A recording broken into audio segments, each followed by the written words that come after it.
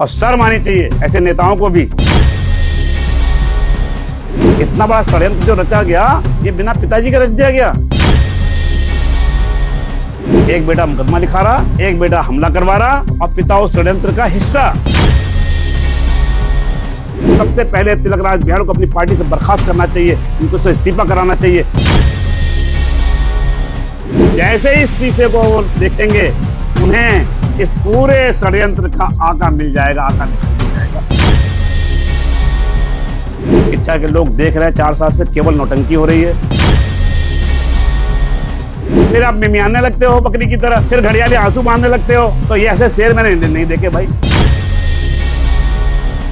जिस दिन रुद्रपुर नगर निगम के पार्षद और हमारे किच्छा क्षेत्र के माननीय विधायक श्री तिलकराज बेहड़ जी के पुत्र सौरभ बेहड़ पर हमले की घटना सामने आई, तो हम सब चिंतित भी हुए। और बाद में जब मैंने देखा कि उसमें पुलिस में जाकर रिपोर्ट करने की बजाय तुरंत उसमें खटीमा से लेकर और जसपुर तक के कांग्रेस के विधायकों और कार्यकर्ताओं और लोगों को बुलाना शुरू किया गया, और जिस तरीके से उसमें राजनीतिक विरोधियों पर, चाहे उनके दल के अंदर के विरोधी हों, चाहे दल के बाहर के हम जैसे भाजपा कार्यकर्ता हों, चाहे हमारे बैठे हैं पार्षद शर्मा जी हों, चाहे वो हमारे किसान मोर्चे के धीरज सिंह हों, उनका भाषण जो था माननीय विधायक जी का, वो सिर्फ हम लोगों पर इशारा था, इंगित था।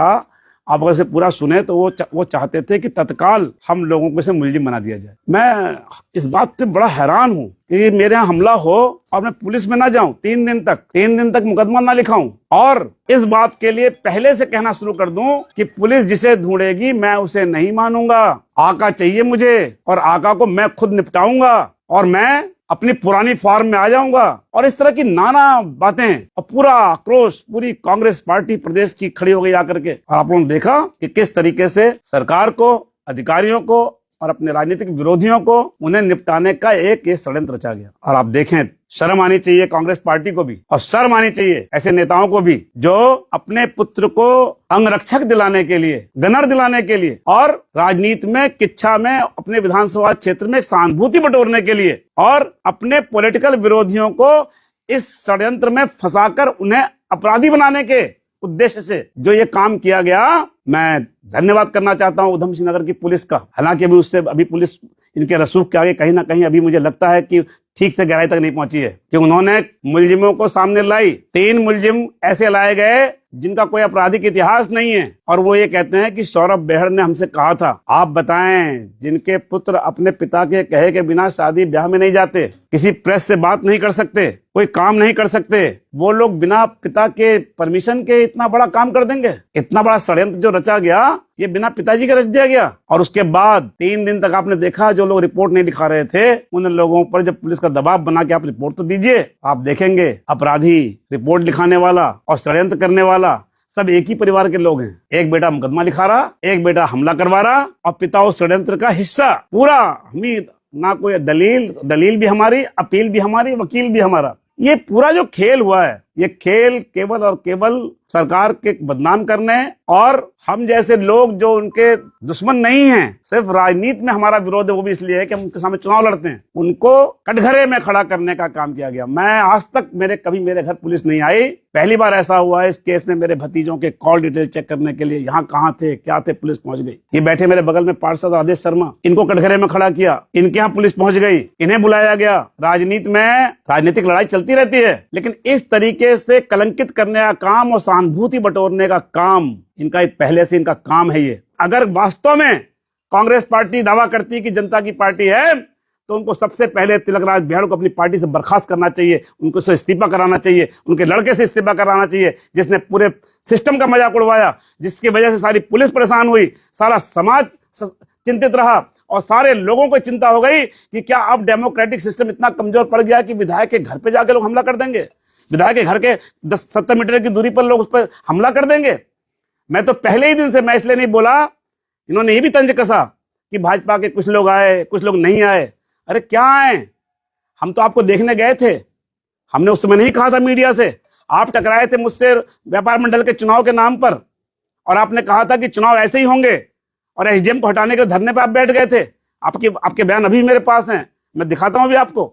लेकिन जब उसमें इनका झूठ सामने आ गया, और अब आंदोलन करने की वजह इनके पास नहीं बची 5 दिन, तो आपने देखा, पूरे प्रदेश ने देखा कैसे भाषण देते देते नीचे बैठ गए और लेट गए और आके अस्पताल में भर्ती हो गए। मुझे लगा कि भाई मेरे क्षेत्र का विधायक गंभीर रूप से बेहोश होकर के और अस्पताल आ गया है। मैंने देखने गया और जब मैं देखने गया तो इनके बड़े पुत्र ने मीडिया से कहा कि ये राजेश शुक्ला यहाँ नाटक करने आया है। खुदा ना खास्ता अगर ये केस नहीं खुलता तो आज जानते हैं क्या होता।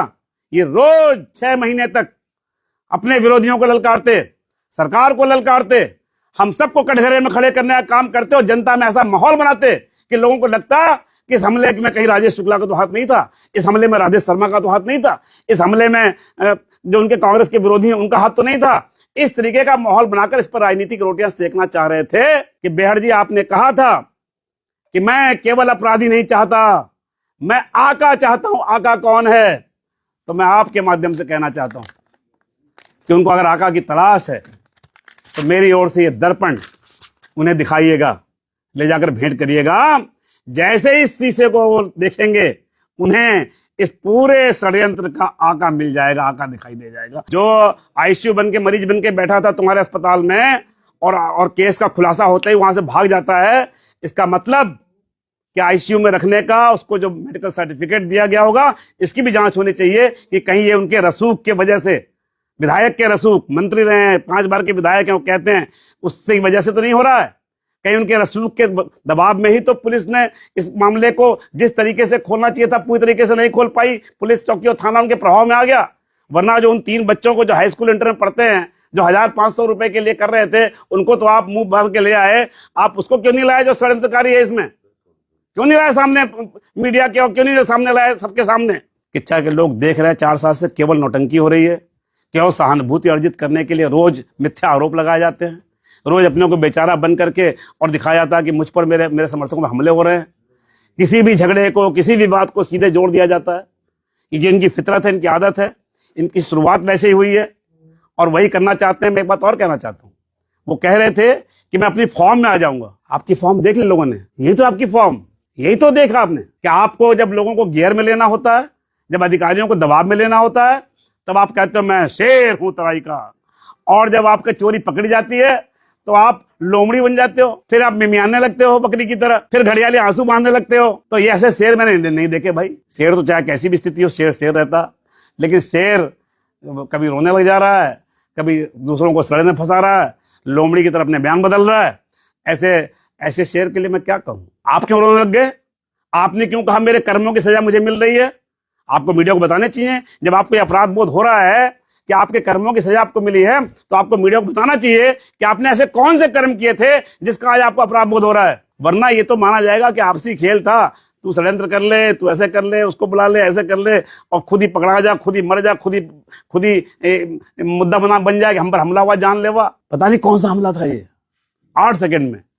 आज तक हमने देखा नहीं था। फिदाइन हमले भी होते हैं तो 1-2 मिनट लग जाते हैं उसमें, लेकिन 8 सेकंड में हमला हुआ और ना कोई खून की बूंद बही, ना कोई कुछ हुआ, ना कोई गोली चली, ना कोई तलवार चली, ना कोई लाठी चला, ना कोई डंडा चला, और हम सब की मुसीबत जान में आ गई। मेरे घर आज तक पिताजी मेरे स्वतंत्रता सेनानी थे, हम लोग इतने समय राजनीति कर रहे हैं, पुलिस नहीं आई थी। मेरे घर पुलिस पहुंच गई फोन चेक करने।